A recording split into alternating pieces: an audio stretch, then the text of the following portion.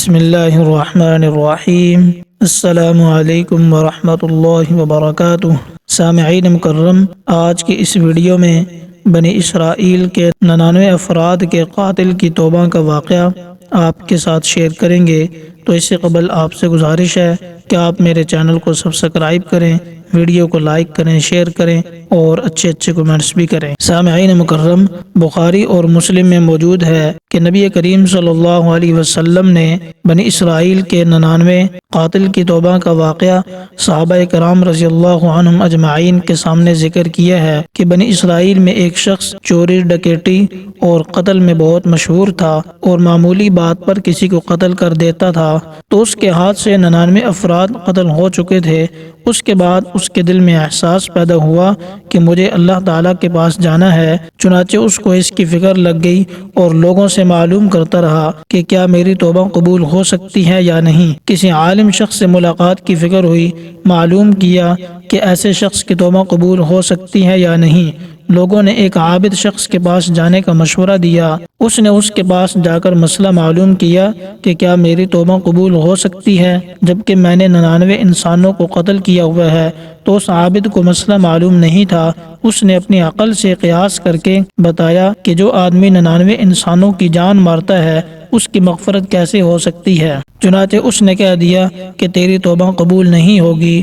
تو اس شخص نے غصے اور جلال میں آ کر اس کو بھی قتل کر دیا اور 100 قتل پورے ہو گئے کہ جب میری توبہ قبول نہیں ہوتی تو تجھے بھی ختم کر کے 100 پورے کر دیتا ہوں۔ چنانچہ اس نے 100 پورے کر دیے، مگر اس کے دل میں تردد باقی تھا کہ میری مغفرت کی کوئی شکل ضرور ہوگی۔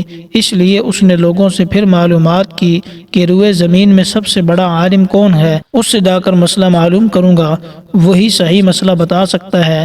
لوگوں نے اس کو بتلایا کہ فلاں جگہ ایک عالم رہتا ہے، اس سے جا کے مسئلہ معلوم کرو۔ اس نے ایک عالم کے پاس جا کر اپنی زندگی کی کارگزاری سنائی اور 100 آدمیوں کو کس طرح سے قتل کیا ہے سارا کارنامہ سنا کر معلوم کیا کہ اب بتائیں کہ میری توبہ قبول ہو سکتی ہے یا نہیں۔ تو اس عالم کو چونکہ علم تھا، اس لیے اس نے بتایا کہ تیرے گناہ معاف کرنے میں اللہ کے ہاں کوئی رکاوٹ نہیں۔ چنانچہ اس عالم نے مشورہ دیا کہ تم فلاں جگہ پر سفر کر کے جاؤ، وہاں کچھ اللہ کے بندے رہتے ہیں، ان کا مشغلہ صرف اللہ کی عبادت ہے، ان کے ساتھ مل کر اللہ کی عبادت کرو اور شرمندہ ہو کر اپنے گناہوں کی معافی مانگو، انشاءاللہ تمہاری مغفرت ہو جائے گی۔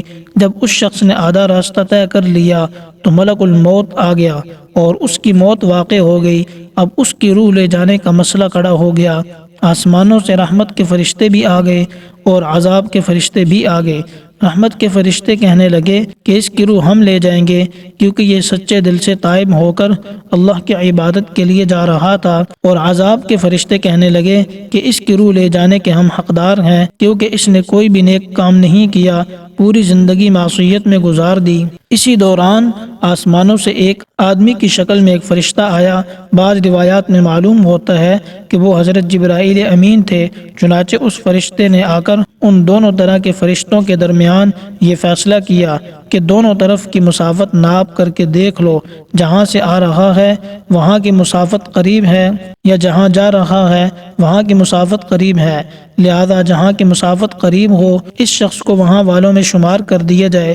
چنانچہ دونوں طرف کی زمین ناپ کر دیکھی گئی تو جہاں جا رہا تھا وہاں کی مسافت جہاں سے آ رہا تھا اس کے مقابلے میں صرف ایک بالشت قریب تھی۔